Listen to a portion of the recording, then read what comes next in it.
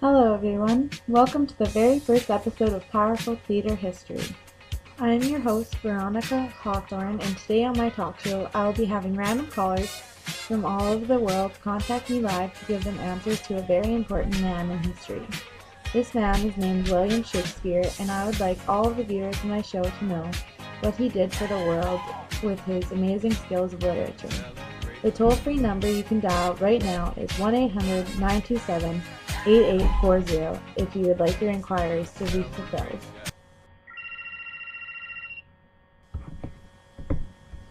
Looks like we have our very first caller. Hello, sir. What is your name? All right, Harold, what would you like to know about the wonderful man, William Shakespeare? That is an excellent question to start off with, Harold. Thank you for your call. I will answer it for you within the next few minutes. So what Harold requested is information on Shakespeare's background, and this question will definitely help the more in-depth questions to come about the actual plays Shakespeare wrote. The man who wrote the Shakespearean plays was named William Shakespeare. William was born on April 23, 1564, in Stratford-upon-Avon, England. He was the son of John Shakespeare and Mary Arden. Shakespeare was the third of 8 children. 3 of these 8 children died during their childhood. William married Anne Hathaway on November 28, 1582, when he was 18 years old, and she was 26 years old and pregnant. The couple had 3 children, 2 of which were twins. Their first child was named Susanna, and the twins were born later and were named Judith and Hamnet. Supposedly, William Shakespeare arrived in London, England around 1588 to become an actor and a playwright. By 1594, Shakespeare was acting and writing for Lord Chamberlain's men. In 1611, William purchased a new house and was able to retire in comfortable conditions. This is just a short overview of William's life, but the details are sufficient as they explain some of William's life goals and why he did what he did. I just got an update. My oh-so-helpful assistant Becky answered the phone while I was in the middle of Shakespeare's background. Thank you, Becky. How would I go on without you? Anywho, after my little appreciation speech of a woman who makes this show possible, I'll now announce the next question that was asked by Caleb. He wants to know when Shakespeare wrote and what he wrote about in his time period. There were 4 different periods of time in Shakespeare's life when he wrote his most well-known plays. His whole life occurred in the Elizabethan era. The following are the 4 periods in which Shakespeare wrote different types of plays. The Sanguine period, which was before 1595, showed love and imagination in youth. A few of William Shakespeare's works during this time included Romeo and Juliet, The Comedy of Errors, and A Midsummer's Night Dream. The second period was from 1595 to 1601. It showed progress in dramatic art, as well as deep insight into human nature. Examples of plays written during this period are As You Like It, The Merchant of Venus, and Henry IV. The third period was from 1601 to 1608. This was a time in which Shakespeare suffered many problems in his life and in the world around him. His father died, and there was many problems at the Royals' castle in England. These events caused him to write plays such as Julius Caesar, Hamlet, and Macbeth. The final period was from 1608 to 1613. They were plays that represented calm strength and being sweet.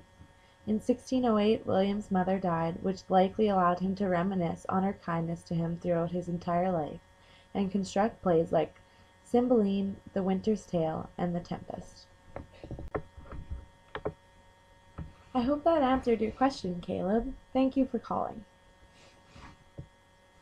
Becky just informed me about our new caller. The caller's name is Ariana, and she insists that knowing the components of each of William Shakespeare's plays will help her, along with other young writers, understand what can draw an audience in. Shakespeare's plays are very unique as they are written in both verse and prose. Verse is a poetic form of writing, while prose is literature that is written in everyday conversation. Each and every one of his plays were composed of 5 acts that led to a climax around the 4th act and had a resolution in the 5th act. Some of Shakespeare's most famous plays are tragedies, and the genre was extremely popular with Elizabethan theater lovers. Usually these plays followed the rise and fall of a dominant nobleman. All of Shakespeare's tragic protagonists have at least one bad flaw that eventually leads them to their death. Shakespeare also wrote comedies. His comedies were composed by using a lot of puns and mistaken identity. Finally, William wrote plays based upon real-life history. Shakespeare wrote a number of plays that were aimed to give his opinion on England's history with other countries. Many of his plays focused on the 100 Years' War with France. And there you have the components of his plays. We are still awaiting a call and have lots of time to go. Please call 1-800-927-8840 if you have a question for me. As I am not allowed to go to commercials at this time, I am going to tell you all a Shakespearean joke waiting for the next caller. Knock knock. Who's there? Ferris. Ferris who? Ferris foul and foul is fair. Isn't that a good one? It cracks me up every time.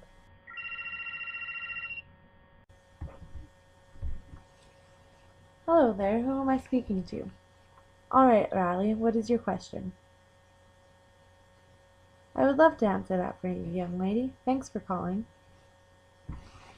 Riley wants to know where the plays were performed, and also what kind of props were involved to perform them. Well, all of Shakespeare's plays were written and performed in London, England.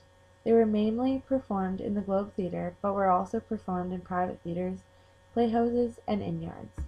The props in Shakespeare's theatre include swords and daggers, goblets and plates, chairs and stools, candles and torches, blood-soaked handkerchiefs, writing materials, manuscripts, bottles of wine or ale, whips, books, blankets, helmets, armor, false jewels, crowns, skulls and bones, animal furs, flags and banners, caskets and containers, flowers and petals, as well as special props like the cannon, which was used to create dramatic effects and entrances, trapdoors for characters to make unique exits and entrances when needed, and things like fake blood, animals, flying entrances, and fireworks.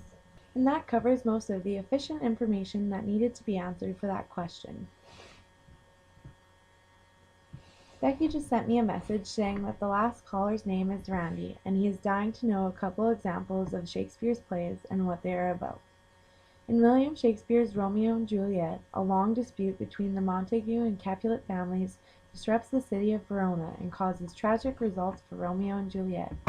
Vengeance, love, and a secret marriage push the lovers to grow up quickly. Their love soon leads them to a sad death. In Macbeth, the three witches predict that Macbeth will rise to King of Scotland, but also vision that future kings will come from Banquo, Macbeth's good friend in the army. Macbeth's wife, Lady Macbeth, influences him to murder King Duncan and try to become king. She then prods him to send people to kill Banquo so they can disregard the three witches' prophecy. These attempts fail, and Macduff kills Macbeth, and Duncan's son, Malcolm, becomes king. That summarizes both Romeo and Juliet and Macbeth in just a few sentences. Thank you, Randy, for your call. That brings me to the end of my show. Just because Shakespeare is a man that I believe contributed so much to today's life in theater, I want to illustrate the ways that he has done so. Shakespeare has taught lessons with his plays such as how love can destroy, how people are easily manipulated, and how desires can interfere with righteousness. He has introduced over 3,000 words into the English dictionary, taught people how to amuse audiences with certain amounts of insults in his works, expressed how writing about things that everyone can relate to can stand the test of time, and has gave historians information about literary components that people enjoyed hundreds of years ago. Shakespeare caught people's attention by using prose and verse, metaphors, anachronisms, and many other attention grabbers. And of course the list goes on for a very long time. William Shakespeare is a man that needs to be recognized for his amazing works and efforts toward drama production. Thank you for watching the first episode of Powerful Theater History. Stay tuned for next week's episode. This is Veronica Hawthorne signing off. See you next Monday, everyone.